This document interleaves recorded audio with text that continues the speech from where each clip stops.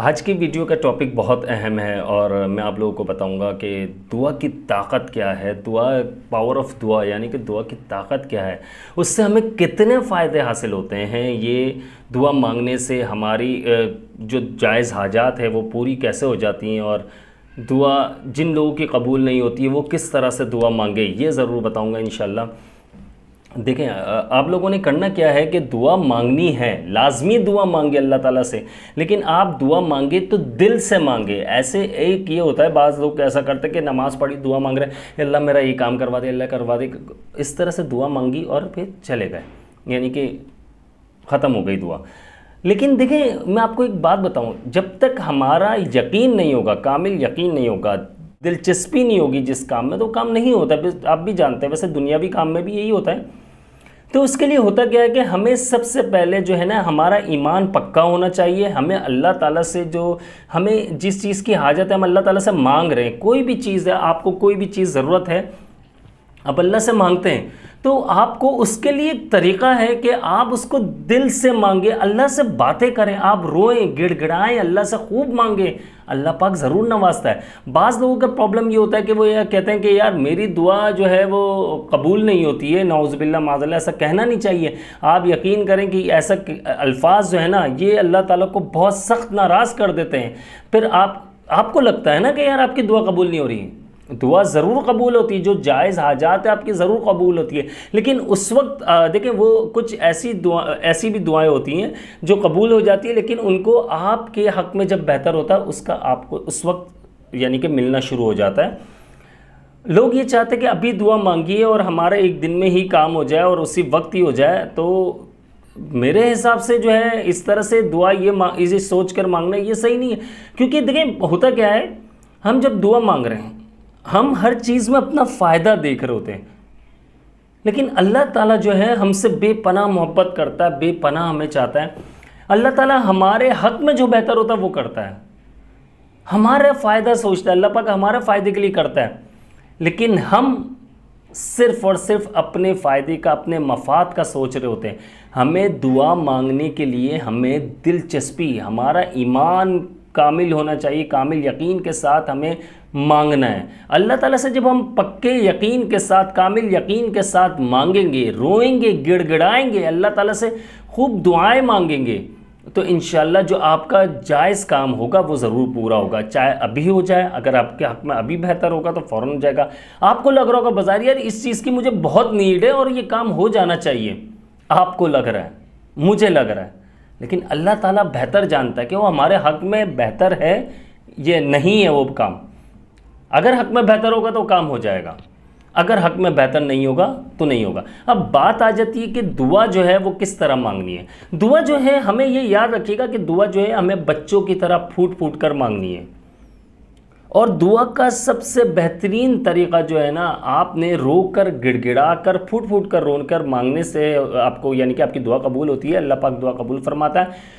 दूसरी चीज़ आ जाती है कि आपने दुआ मांगने का तरीक़ा ये है कि आपने सबसे पहले अल्लाह की हम्दो सना बयान करनी है। जैसे कि आपने बहुत सारी उसमें अल्ला इलाहा इल्लल्लाह वहदहु ला शरीका लहु लहुल मुल्कु व लहुल हम्दु, ये भी है, सुब्हानल्लाहि वल्हम्दुलिल्लाहि वला इलाहा इल्लल्लाहु, यानी कि अल्लाह की बड़ाई बयान करनी है आपने।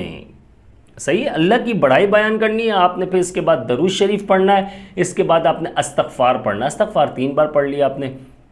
इसके बाद जो भी आपकी जायज़ ख्वाहिशात हैं वो अल्लाह ताला से आप शेयर करें, अल्लाह ताला से आप मांगें, अल्लाह ताला के सामने गिड़गिड़ाएं, अल्लाह ताला के सामने रोएं, आप अल्लाह ताला से बात करें, अल्लाह ताला को अपनी प्रॉब्लम्स बताएं कि ये प्रॉब्लम है मेरे अल्लाह, मेरा ये मसला है और ये मैं इन मसाइल में फंसा हुआ हूँ, मेरा ये काम करवा दीजिए खैर व आफ़ियत के साथ। अब खैर व आफ़ियत क्यों मांगनी चाहिए? खैर व आफ़ियत देखिए, आपके हक़ में जो बेहतर होगा वही होगा। खैर व आफ़ियत अल्लाह से ज़रूर मांगे।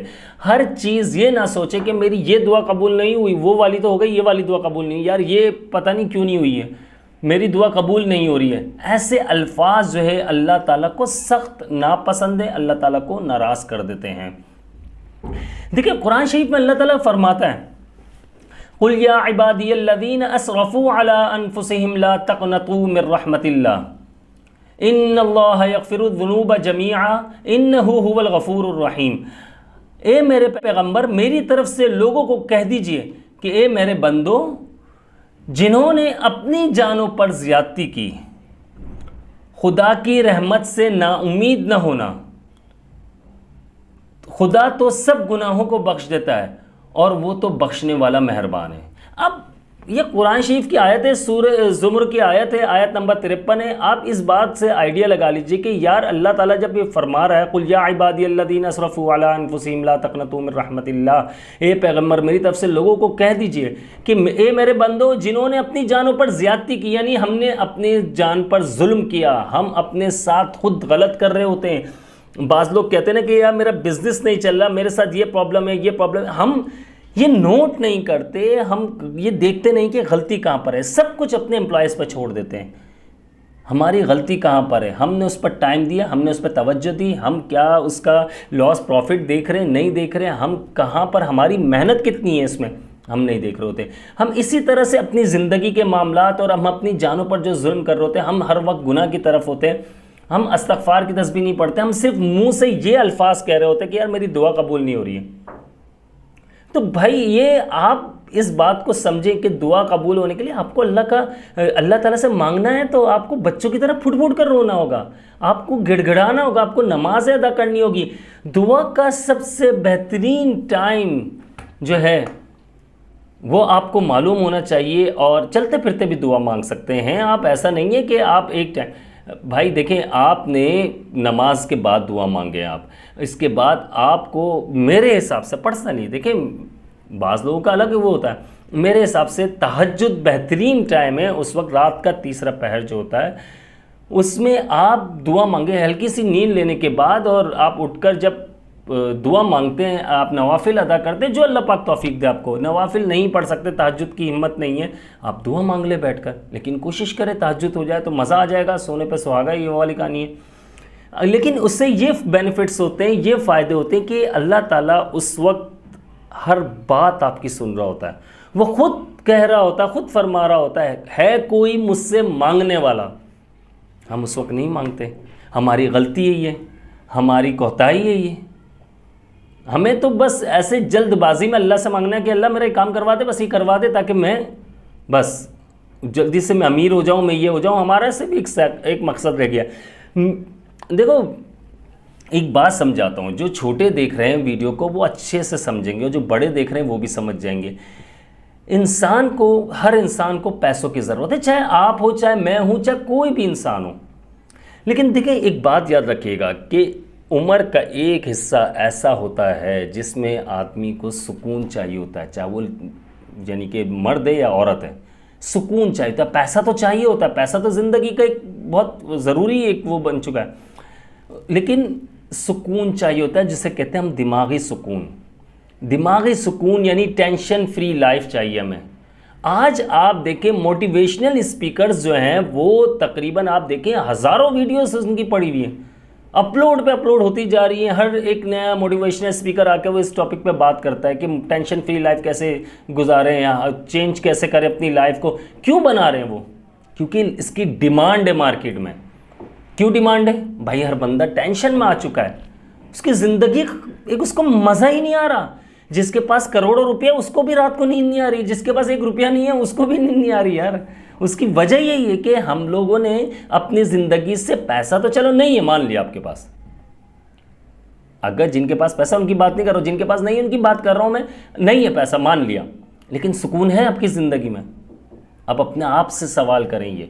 सुकून हासिल करना मेन मकसद है। सुकून आपको जब हासिल होगा, आपके अंदर एनर्जी होगी, आपका दिमाग जो है फ्रेश होगा, तो आपके सारे मामलात हल होने शुरू हो जाएंगे। अब हम लोग जो है वो दिमागी सुकून की तरफ भाग ही नहीं रहे। हमें ये सोचना कि जो स्ट्रेस है, ये टेंशन है, ये जो डिप्रेशन में हम जा रहे हैं, इससे भी तो निकलना है भाई। जिंदा नहीं रहोगे तो पैसे कैसे कमाओगे? आप ये सोचो, जिंदा रहना है आपको तो उसके लिए तो सबसे ज़्यादा ज़रूरत ये है कि आपको, ज़रूरी ये है कि आपको आपकी सेहत अच्छी होनी चाहिए, चाहे वो दिमागी हो, चाहे जिस्मानी हो, चाहे कोई भी रूहानी हो, किसी भी तरह से आपकी सेहत अच्छी होगी, आपका दिमाग सही काम कर रहा हो, हाथ पैर सही काम कर रहा हो, बॉडी सही से वर्क कर रही हो, आपका खाना पीना सही से हो रहा हो, आपकी नींद सबसे ज़्यादा यानी कि इम्पॉर्टेंट है, खाना पीना और नींद जो है ये सही से हो रही हो। लेकिन हम लोग इस पर फोकस नहीं करते। यकीन करें, मेरी बात माने, अगर आपने दुआ की मैं बात कर रहा हूँ, टॉपिक थोड़ा सा चेंज हो गया, लेकिन अगर आप अपनी ज़िंदगी में चेंजिंग लाना चाहते हैं, दुआ बहुत ज़रूरी है और इसके साथ साथ सुकून भी बहुत ज़रूरी है। अल्लाह ताला से हमेशा खैर आफ़ियत के साथ मांगे, तहज्जुद में मांगे, रो रो कर मांगे, आपकी दुआ कबूल होगी, ज़रूर होगी। और ये ना सोचे कि आपकी दुआ कर, कामिल यकीन के साथ जब आप अल्लाह के सामने रोएंगे, गिड़गिड़ाएंगे, आप सजदे में सर रख कर रोएंगे, आपकी आंखों से, देखो एक होता है ज़बरदस्ती रोना, एक होता है तकलीफ़ में होता है कि खुद ब खुद आंसू निकल जाना, अल्लाह के सामने शर्मिंदा होना कि अल्लाह मैं तो गुनहगार हूँ, मैं तो ख़ताकार हूँ, मैं तो बहुत गुनहगार हूँ, मैं तो बिल्कुल गुनाहों में डूबा हूँ, अल्लाह तू ही निकाल सकता है, अल्लाह मैं तो तेरा बंदा हूँ, मैं तेरी ही इबादत करता हूँ, तुझसे ही मदद चाहता हूँ, इय्याका नअबुदु व इय्याका नस्तईन, हम तेरी ही इबादत करते हैं, तुझसे ही मदद चाहते हैं। तो आप देखो अल्लाह की रहमतें नाजिल होंगी, आपकी वो दुआएं कबूल होगी। अगर जिन्हें इस तरह से चेक करना है कि मैं सही कह रहा हूँ या नहीं, तो आप ज़रा भाई ज़्यादा नहीं, आप एक हफ़्ता या एक महीना जो है ना, आप तहज्जुद पढ़कर दुआ मांग कर देखिए, लेकिन ऐसे दुआ मांगना है रो रो कर, गिड़गिड़ा कर, फिर आप देखें कि दुआ की ताकत क्या होती है, दुआ कैसे आपकी लाइफ चेंज कर देती है, आपकी ज़िंदगी में सुकून कैसे आने लग जाता है, आपकी ज़िंदगी में जो आपको जिस चीज़ की भी नीड है, पैसा या पैसा सबसे ज़्यादा लोगों के लिए है, वो बन चुका है, अच्छी सेहत बन चुकी है, अच्छी सेहत भी लोग समझने के इस चीज़ के बहुत ज़्यादा वो प्रॉब्लम हो रही है कि अच्छी सेहत नहीं है लोगों की, पैसा जिनके पास उनके पास सेहत नहीं है, जिनके पास सेहत अच्छी है उनके पास पैसा नहीं है। तो भाई अपने अल्लाह से मांगना है, बच्चों की तरह मांगना है, अल्लाह से बातें करनी है, अल्लाह से कनेक्शन जो आपका है वो मजबूत होना चाहिए। आपका कनेक्शन जब है वो कमज़ोर होगा तो आप ये बताएं राब्ता कैसे होगा। अल्लाह से राब्ते में रहना है तो अपना कनेक्शन मजबूत कीजिए। मजबूती के लिए आपका सबसे पहले ईमान कामिल यकीन होना चाहिए, ईमान मजबूत होना चाहिए कि मैं अल्लाह से मांग रहा हूँ, अल्लाह ही नवाजेगा। ए अल्लाह मैं तुझसे ही मदद मांग रहा हूँ, ए अल्लाह मुझे चाहिए, मैं अल्लाह मैं तुझसे ही चाहता हूँ, मुझे तू ही अता फरमाएगा, ये अल्लाह मैं तेरा मोहताज हूँ, तो या अल्लाह मेरी मदद फरमा। आप दुआ तो मांगो इस तरह से, रो रो कर दुआ मांगो, या अल्लाह मुझे किस मखलूक का मोहताज ना करना, तू अपने गैब के ख़जाने से हमारी मदद फरमा। आप फिर देखिए कैसी रहमतें बरसती हैं, कैसे आपके काम होना शुरू हो जाते हैं। वीडियो को एंड तक देखने का बहुत बहुत शुक्रिया। मैं हूं अब्दुल्ला बिन हमीद। अस्सलामु अलैकुम व रहमतुल्लाह।